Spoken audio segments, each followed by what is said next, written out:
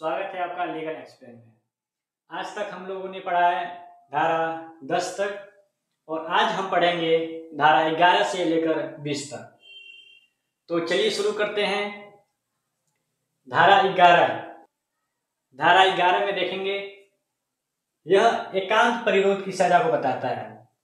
एकांत परिरोध की सजा को यह बताता है और एकांत परिरोध की सजा यह सबसे कठोर कारावास की सजा होता है। यह अधिकतम 3 माह का एकांत परिरोध की सजा दी जाती है किसी भी अपराधी को। अकेले एक कमरे में उस व्यक्ति को अकेले रखा जाता है, यह होता है एकांत परिरोध की सजा। और यह सजा किस प्रकार से होता है?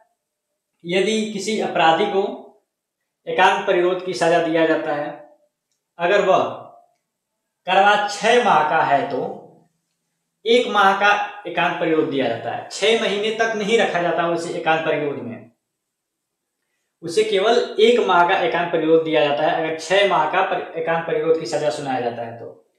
अगर यदि 6 माह से 1 वर्ष तक का एकांत परिरोध की सजा है तो वह 2 माह का एकांत परिरोध की सजा काटेगा।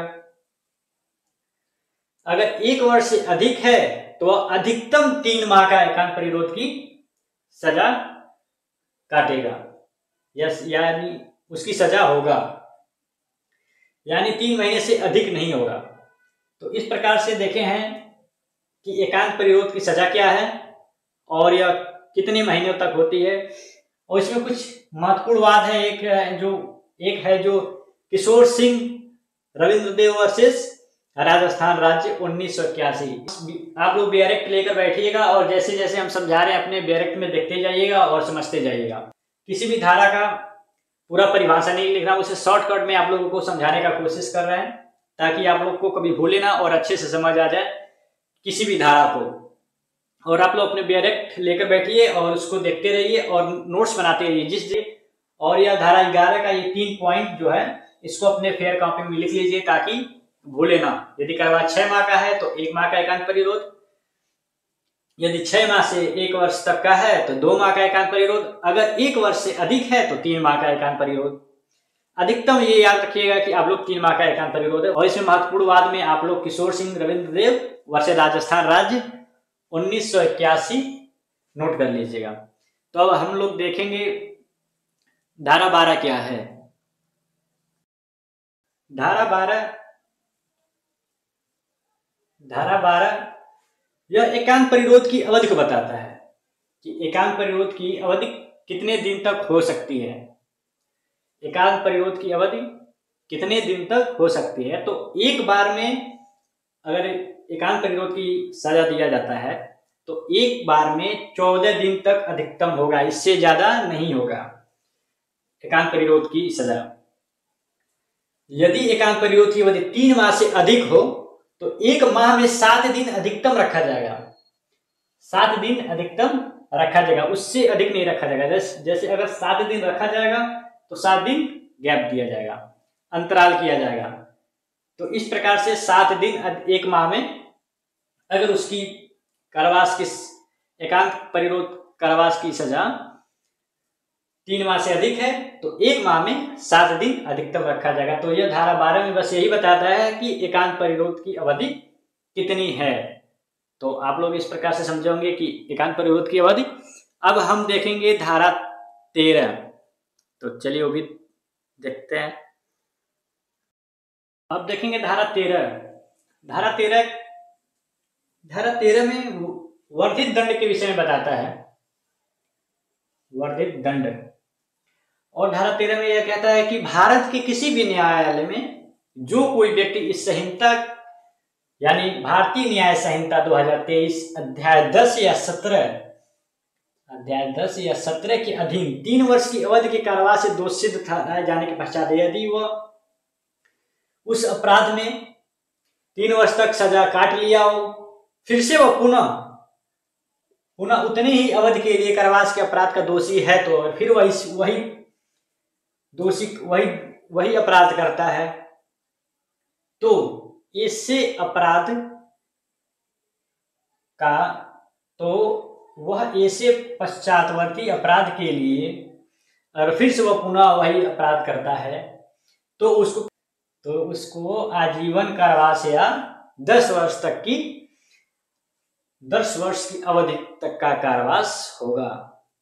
यानी आजीवन कारावास या 10 वर्ष की अवधि तक दंडित किया जा सकेगा अगर फिर से वो गलती करता है तो।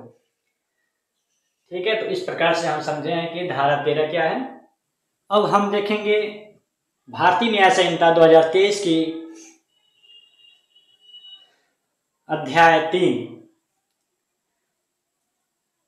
यह सामान्य अपवाद से संबंधित है, जिससे बताया गया है कि कौन से कार्य अपराध नहीं माने जाएंगे, भले ही वे सामान्य तौर पर आपराधिक हों। इसमें धारा 14 से 44 तक के खंड शामिल हैं, यानी 14 से 44 धारा शामिल है। जैसे कि 7 वर्ष से कम आयु के बच्चे का कार्य, कानून के तहत काम करने वाले पुलिस अधिकारी का कार्य, या सद्भावपूर्वक किए गए कार्य जो किसी के लाभ के लिए किए गए हों। तो धारा 3 साधारण अपवाद है, क्षमा योग्य अपराध जिसे हम कह सकते हैं। और इसमें हम देखेंगे धारा 14। धारा 14 है विधि द्वारा आबद्ध या तथ्यों की भूल के कारण किया गया कार्य। इस धारा के तहत कानून की भूल एक बचाव नहीं है, लेकिन तथ्य की भूल एक वैध बचाव हो सकती है। जैसे एक सैनिक का अपने वरिष्ठ के आदेश पर कार्य करना, या अदालत के अधिकारी का गलत व्यक्ति को गिरफ्तार करना। ठीक है, तो धारा 14 क्या है? यह है कि कानून की भूल एक बचाव नहीं है, लेकिन तथ्य की भूल एक वैध बचाव हो सकती है। ठीक है, जैसे न्यायालय का अवसर सम्यक जांच के, जैसे एक सैनिक भीड़ पर गोली चलाता है अपने वरिष्ठ अफसर के आदेश पर। ठीक है, अगर उससे किसी को चोट पहुंचती है तो वह अपराध नहीं माना जाएगा। फिर दूसरा है कि न्यायालय का अफसर सम्यक जांच के पश्चात ए को बी समझकर गिरफ्तार कर लेता है, उसने कोई अपराध नहीं किया है। यानी कानून की भूल एक बचाव नहीं है, लेकिन तथ्य की भूल एक वैध बचाव हो सकती है। और इस प्रकार से हमने पढ़ा धारा 14 क्या है। अब हम पढ़ेंगे कि धारा 15 क्या है। तो चलिए देखते हैं धारा 15 को। धारा 15, यह न्यायिक रूप से कार्य करते हुए न्यायाधीश का कार्य कोई बात अपराध नहीं है जो न्यायाधीश द्वारा सद्भावनापूर्वक न्यायिक कार्य करते की गई हो। अगर न्यायाधीश द्वारा सद्भावनापूर्वक न्यायिक कार्य करते की गई है तो वह कोई बात अपराध नहीं मानी जाएगी। बीएनएस की धारा 15 के अनुसार न्यायाधीश जब न्यायिक रूप से काम करते हुए कोई शक्ति का प्रयोग करते हैं तो जो उन्हें कानून द्वारा दी गई है या जिसके बारे में वे सद्भावनापूर्वक मानते हैं कि उनके पास वह शक्ति है, तो वे कार्य अपराध नहीं माने जाते। इसका मतलब है कि यदि कोई न्यायाधीश अपनी शक्ति का प्रयोग ईमानदारी से करता है तो उनके कार्य भले ही गलत हो, आपराधिक अभियोजन से सुरक्षित रहेंगे। धारा 15 यह बताती है कि न्यायिक रूप से कार्य करते हुए न्यायाधीश का कार्य का कोई बात अपराध नहीं है, अगर वह सद्भावनापूर्वक न्यायिक कार्य करते हुए की गई हो तो। अब हम देखेंगे धारा 16।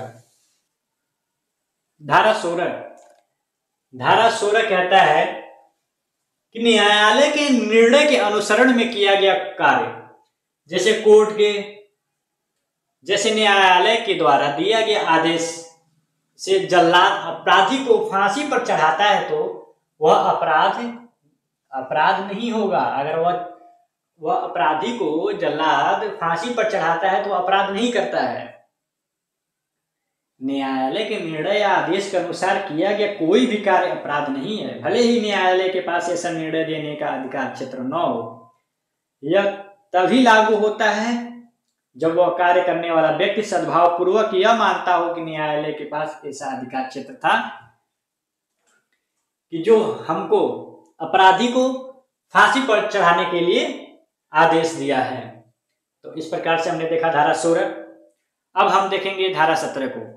तो आप लोग से यही उम्मीद है कि आप लोग अपने फेयर कॉपी में नोट्स बनाते हुए चलिएगा, जैसे जैसे लिख रहे हैं वैसे वैसे अपने लिखिएगा और बैरेक्ट को साथ में लेकर बैठे रहिए और उसको देखते रहिए और सभी धाराओं को मिलाते रहिए। अब हम देखेंगे धारा 17, तथ्य की भूल आम नागरिक द्वारा विधि द्वारा न्यायानुमत। इसका मतलब यह है कि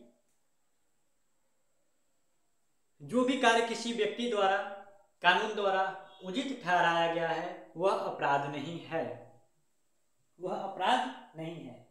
इसमें वह कार्य भी शामिल है जो व्यक्ति सद्भाव पूर्वक और तथ्य की भूल के कारण स्वयं को कानून द्वारा ऐसा करने के लिए उचित मानता है, बशर्ते कि वह कानून की भूल न हो। यह धारा किसी व्यक्ति को आपराधिक दायित्व से बचाती है जब उनका कार्य या तो कानून द्वारा पूरी तरह से वैध हो या वे सद्भाव पूर्वक या मानते हो कि कानून सीमा के भीतर काम कर रहे हैं। जैसे समझा कुछ और निकला कुछ। तो इसको हम कुछ उदाहरण के माध्यम से अगर हम देखें तो और समझने में आसानी होगी। जैसे एक व्यक्ति किसी हत्यारे को भागने से रोकने के लिए पकड़ लेता है, ठीक है। बाद में यह पता चलता है कि वह व्यक्ति वास्तव में आत्मरक्षा में काम कर रहा था, यानी वो अपने बचाव के लिए काम कर रहा था, यानी अपने बचाव के लिए काम कर रहा था। चूंकि पहले व्यक्ति ने सद्भाव पूर्वक और कानून द्वारा दी गई शक्ति का प्रयोग करते हुए काम किया था, इसलिए उसने कोई अपराध नहीं किया है।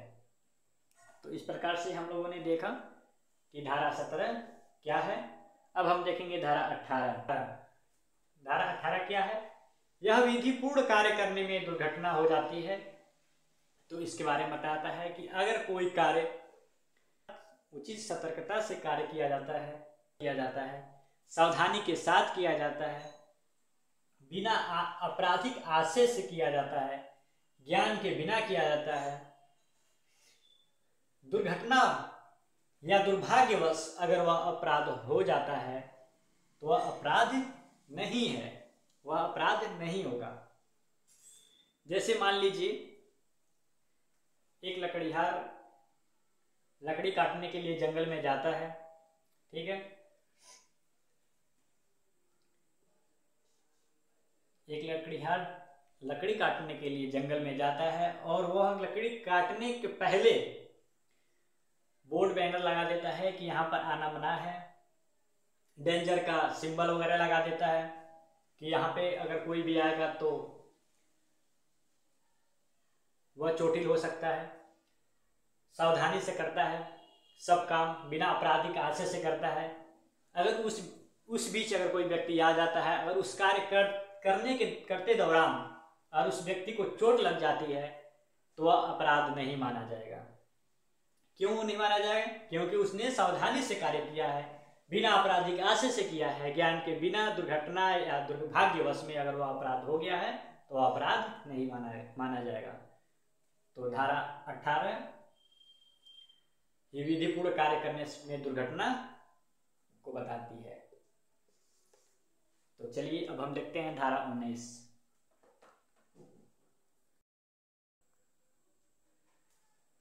अब देखेंगे धारा 19 क्या है। यह आवश्यकता का सिद्धांत को बताता है। इसमें जब अचानक आपात परिस्थितियों में दो में से कोई एक हानि अनिवार्य हो तो बड़ी हानि न होकर छोटी हानि हो, ऐसा प्रयास अपराध नहीं है। यानी इसको हम एक उदाहरण से समझेंगे कि जहाज के कप्तान जो अपने जहाज को बचाने के लिए एक नाव को डुबोने का जोखिम लेता है, जिसमें कुछ ही लोग हैं, ताकि बड़ी नाव में सवार बहुत से लोगों की जान बचाई जा सके, वह इस धारा के तहत अपराध का दोषी नहीं होगा। आग में दूसरा है आग में घर गिराना। आग लगने की स्थिति में घरों को गिराने से आग को फैलने से रोका जा सकता है, और यदि यह मानव जीवन या संपत्ति को बचाने के सद्भावनापूर्वक उद्देश्य से किया गया है तो इसे क्षमा किया जा सकता है। तो हम लोगों ने देखा कि धारा 19 आवश्यकता का सिद्धांत बताता है कि अगर बड़ी दुर्घटना होने से अगर छोटी दुर्घटना हो जाती है तो वह कानून द्वारा क्षम्य हो सकता है। यानी जैसे कि बड़ी बुराई को रोकने के लिए एक छोटी बुराई करना कानून द्वारा क्षम्य हो सकता है। इस प्रकार से हमने देखा धारा 19। अब हम देखेंगे धारा 20 को। अब देखेंगे हम धारा 20। धारा 20 क्या कहता है? यह 7 वर्ष के, यह कहता है कि 7 वर्ष के बालक का कार्य अपराध नहीं है। 7 वर्ष के बालक यानी इस उम्र के बच्चे में अपराध करने के लिए आवश्यक आपराधिक मानसिकता, मेंस रिया जिसे कहते हैं, वह नहीं होती है, जिसे हम डोली इनकैपेक्स कहा जाता है। मतलब ऐसा कोई भी कृत्य, चाहे वह कितना भी गंभीर क्यों ना हो, कानून की नजर में अपराध नहीं माना जाएगा, क्योंकि बच्चे को कानून तौर पर पूर्ण प्रतिरक्षा प्राप्त है। यानी 7 वर्ष के बालक का कार्य अपराध नहीं है।